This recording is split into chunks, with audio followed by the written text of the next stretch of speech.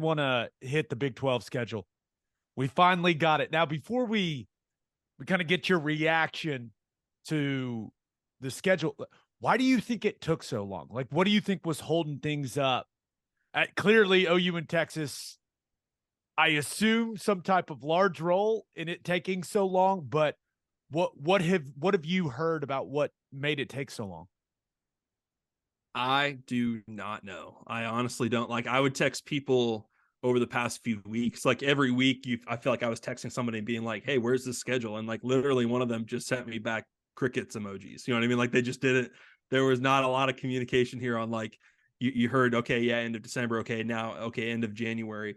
Um, I don't know what the holdup was, what the issues were that made them redo these things, and I understood why over time staffers at these schools started to have that suspicion that maybe this is tied to Texas and OU.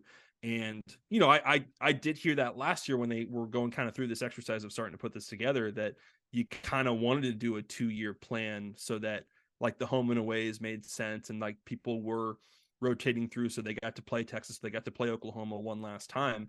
And so maybe there was that initial step of like, we've set up a 2-year plan here, and now we're not sure if it even makes sense to have a 2-year plan and it's just a 1-year deal. Like I can understand that, but like what was the specific like problem or people fixing the initial grid to the current, like I don't know, guys. I really don't.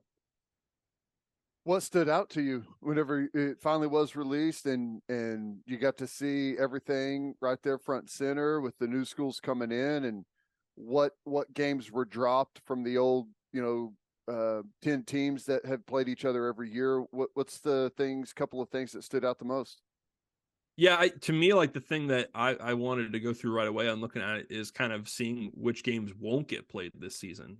And that is just because it's so different, right? We're so used to the Big 12 schedule release being no big deal because it's round robin. Like you're gonna play everyone. Like, yeah, you want to, who the home and aways are gonna be because they're the opposite of last year. And so like maybe there's some curiosity about the dates, but it really kind of doesn't matter. This was the first year where you kind of felt like, okay, somebody's like actually going to get a beneficial schedule and some teams won't. And so it was interesting to look through and see some of these like just oddities. Like Oklahoma State is not playing 4 of the Texas schools this year.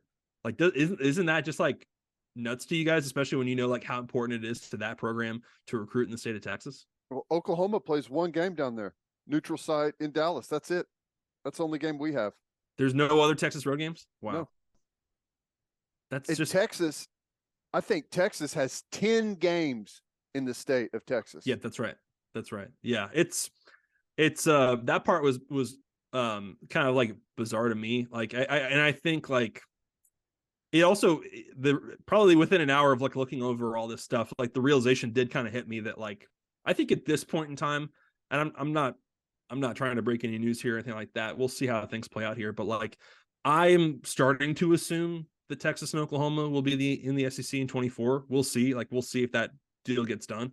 But as I looked at the schedule for 23, it did make me like kind of bummed out to think like, okay, like we're not getting OU K-State this year. We're not getting OU Baylor. We're not getting OU Texas Tech. We're not getting Texas Oklahoma State, which has always like been a really reliably great game over the past few years. Like it kind of sucks. Like as a realization of like, it may be a long time before we see those games get played again. We'll get you back to the interview, but first, John Vance Auto Group has been serving Oklahomans for 40 years. They're family owned and operated, and they got 9 full service dealerships in Woodward, Miami, and Guthrie. No matter what your vehicle needs are, John Vance Auto Group has you covered. They carry domestic brands such as Ford, Lincoln, Chevy, Buick, GMC, Chrysler, Dodge, Ram, Jeep, and Wagoneer. John Vance Auto Group's goal is to give unequaled service and to exceed customers' expectations in every way, which is why they have their lifetime loyalty program. And here's how it works. You buy a new or used car from them. All you have to do is get all of the manufacturer recommended maintenance done at the Vance dealership. And if something goes wrong with any of the components of your engine, transmission, drive, axle, or transfer unit, they will cover the repair costs. It's a great deal. And you can browse their entire inventory or find the John Vance dealership near you at vanceautogroup.com. And First Fidelity Bank is a full-service financial institution based in Oklahoma with tailored solutions for all your personal and business needs. Checking accounts, saving accounts, home loans, and much more. They do it all. Whether it's online banking from your computer or mobile banking from your phone, everything is stress-free with FFB. Making mobile deposits, paying bills online, and moving money to different accounts could not be easier. Make your life easier and go bank with First Fidelity Bank.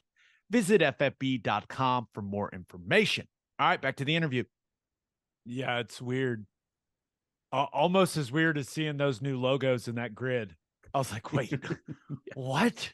But when you look at, and it's hard to predict with all the movement, the roster movement now, it's hard to predict, okay, who's going to be good in 2023. But did anybody's schedule stand out to you? We're like, hey, that looks pretty beneficial to them with how it laid out. No, on OU, like I'm looking over it this morning. I'm guessing like the optimistic fan looks at that one and says like 5-0 going into Red River, right? I'll tell you this: the optimistic fan says that looks like an undefeated schedule. Of course, yeah. But no, but forget everything. This team, yeah, right. And this is something Ted and I have talked about. If OU were coming off a, 10-3, 9-4 type season where you're like, man, that wasn't perfect of a year one, but it was a pretty good year one for Brent Venables, there would be a lot of conversation about them going undefeated in 2023. Yeah. But if it was like good team, didn't get to the Big 12 title game, but came close, like that kind of like, yeah, you're right. It would be, we're blasting off from here. Yes, that's exactly what it would be. But expectations are tempered. But when you look at it, I mean, your road trips for OU are Tulsa, which is a home game, by the way. You've got Cincinnati, Texas in the Cotton Bowl, Kansas, Oklahoma State, and BYU. It's like, what else could you ask for if you're Oklahoma? That's kind of how we've looked at it. Yeah, I mean, I think there's a bunch of like probably pretty good teams next year that OU will not play in the regular season. I like that. Like I said, like I think you look at it going into Red River and you feel like all pretty winnable games up to that point. I'm glad we're going to see Gabriel against UCF. I think that's pretty cool. And then those last two on the schedule, I think are super interesting because you go to BYU and, last year Baylor went to BYU and played a 9:15 Central kickoff. So you're kind of wondering, like, is that going to be the case for OU? Is that a 7:00 game or 9:00 game or super late? I'm sure nobody in the Big 12 office would want to screw over OU. And somehow we'll find a way to make that an 11:00 game, right? Like somehow we'll find a way, but be a 10:15 local kick. That's right. But then you go short week into senior day or senior night against TCU. Like, I think that's an interesting way to finish it. So I'm with you. Like, I don't think there's pretty good breaks for OU the way that all shook out. I think the one that you circle right away in looking at it is Cincinnati. And I think they ended up with probably the easiest schedule, at least of the new Big 12 members for next year, where they play 7 home games. Their toughest road games are BYU and Oklahoma State, and I guess West Virginia, although that's not really the furthest game for them. OU has to go to Nippert. Like, most importantly, they don't play TCU, they don't play K-State, they don't play Texas, and they don't play Texas Tech. Like, so they're really avoiding these, not by choice necessarily, but like they are really avoiding, I think, some of the pretty good teams in the conference for 23, at least as you look at it on paper today. I don't really know. To be honest, I don't really know what kind of shape that program is in under Scott Satterfield going into year one. Like, they probably do take a step back. And I just out of respect for how good Fickle is, but Fickle probably also left them some talent. Do you have any idea how this schedule was created? Like, part of me like pictures it as like the original founding of the United States, where they're in like a courthouse somewhere and everyone's shouting out who should get what. But I don't know. Like, whenever they're trying to figure this out, when you've been a conference for so long, where, as you said, everyone plays everyone, it's easy. We're just looking at dates and how it kind of fits up. But now there's like some heavy lobbying with Oklahoma and Texas probably leaving to the SEC, like you mentioned. I mean, playing a home game against one of those schools is huge money wise for the local community, tickets, all of those things. Like, just how did the lobbying everything play out to get us to this schedule? If you know. Yeah, and that's something that I talked about with the Big 12 AD last spring, where I asked them kind of like what the progress was on figuring this out, and of course back then you were still talking about, are they going to be doing, divisions for 23, and what would those look like even, and the AD told me, like, yeah, there was definitely interest in the room, that over 23 and 24, all of these, to the best of their ability, that all of these schools get a home game against Texas or Oklahoma, because you're absolutely right, like there's a lot of gate revenue to be made off of those games, and those fan bases travel well and stuff like that. So you knew that was like an interest. And like when you shift into like SEC mode, like obviously the conversation right now is like protected games and like permanent opponents and stuff like that.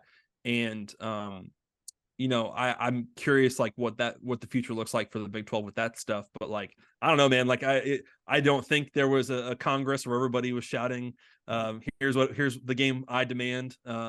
I don't think that it was just some guy pressing a button and it was just all randomized and stuff like that. But I somewhere in between those two the two spectrums, I don't know. I wasn't in the room on that one, but obviously you've got you've got some rivalries left in this conference that you want to protect, and I it seems pretty random to me how this one shook out. I don't think they did a horrible job or anything, but it certainly took a lot longer than usual when you kind of expect this around the time of the conference title game. And the Big 12 got approximately an hour of headlines before the NFL started hiring new head coaches. That's true. That's true. Did not get a big window where they were the main focus. But okay, I got one more question for you, and then we got some listener questions that got sent in for you, Max. Ted and I have been trying to figure this out. It's clear when you look at the schedule, it was released, and then every school that's going to be part of the Big 12 in 2023 put something out. It was a graphic. Kansas had the video with the little girl, which was awesome. But OU and Texas, they just retweeted the Big 12's tweet. So it's clear they're upset about something, because those are two schools that have big graphics department, big creative teams that will essentially make a graphic about anything. The schedule's not on their websites. Like, what is going on with that? What could OU and Texas be so upset about? Because we really couldn't figure it out. Like, what's the issue? So is this like a weather thing? You think like the internet's out probably in these towns? It is not. It's not. You can confirm it's not that. I mean, we are doing this Zoom right now. So we made it work. We made it work. I can confirm that the internet has been working in the state of Oklahoma for the last several days. So okay.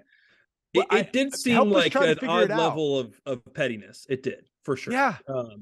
I don't really it's get deliberate. that. It's not like by accident. There's something there. All right, there has to be. But like when you guys looked at that schedule, you weren't looking at it and saying like, "Oh my God, just as I feared, they screwed us." No. We could not have gotten. Well, I guess there's a couple of ways you look at it. As a fan, like depending if you're a fan that I don't care who we play, I just want to win as many games as possible, try and win the Big 12, try and go to the playoff. It's perfect. If you're a fan that's like, I want some good, like quality home games against like top level teams that are known nationally, it's not. It looks like the WAC ACC challenge, and we got caught in the middle of it. But like even when the schedule drops, last year, like people think it's great. But even when the schedule like drops, usually like for these schools, it's like tweet this out with like a hey, go buy tickets and stuff, right? Yes. Like usually it's like very obvious like upside to tweeting this out. That's the most confusing part to me is, and it kind of makes me upset because clearly we know how hard those players work year round to play 12 games, right? You want your fans to be excited to come to games. You don't want them to have the attitude of, oh, let's get this season over with and get to the SEC. Like if I was one of those players, I'd be like, guys, can can we please create some excitement so these people want to come watch us play? Like, I worked my ass off all year long to go out there and play these games, and I can't even get a video like of the schedule. That it doesn't. I don't can't like find one kid to draw the logos, or something for us. That's what I'm saying. Like, I don't understand. I don't think, and that's why I need to know why they're so upset, because they're really upset about something.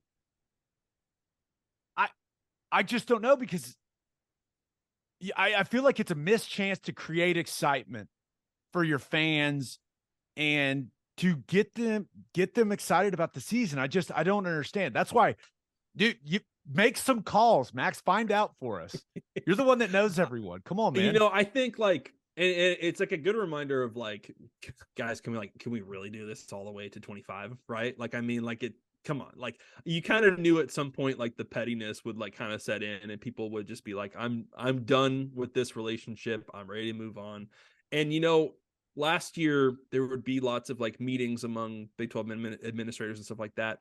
And ever since like the news came out, they were going to leave. Like there's been lots of times when it's like, okay, we're having, whether it's Phoenix or elsewhere, like, all right, Vegas, I think they had meetings as well, where it's like, all right, we're having our meetings.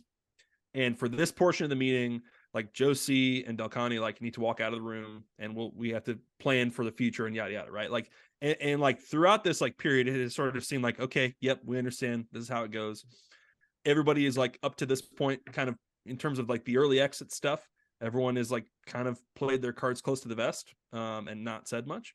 And so this has like been kind of like a pretty quiet issue seemingly, and it just kind of seems like ever since Brett Yormark came in, and said from the jump he's willing to have the conversation, like now we're getting into the process here of really figuring out what is it going to take to get them out, and most importantly, like what is it going to take to satisfy like Fox and ESPN to make that kind of deal. And so to me, like just seeing that, I know it's just tweets and stuff, but like to me it kind of suggests that like we are in kind of the tense part of actually trying to settle this divorce. Yeah, I think there is like a lot of, I don't know, legally, I don't know what all the contract says, but maybe they feel like they shouldn't go out and endorse this new schedule that's been thrown at them with the new schools, right? So, but I don't know. I mean, I know this for a fact. Like the ADs and administrators, like at UCF and Houston, like in Cincinnati, like they were pissed over the course of like their exit negotiations with the AAC. They thought like the AAC was being ridiculous in terms of the number they were asking for and stuff like that. And eventually you get it done and everyone says, okay, we settled this, we're moving on. But this is, I mean, it is like contentious stuff. And obviously when it's Texas and Oklahoma and all the stuff that they and the SEC and the CFP and all that stuff have on the line for 24, like, yeah, it kind of seems like we're kind of heading into that direction where either we're going to get a resolution at some point here soon, or we are going to have some pretty pissed off people.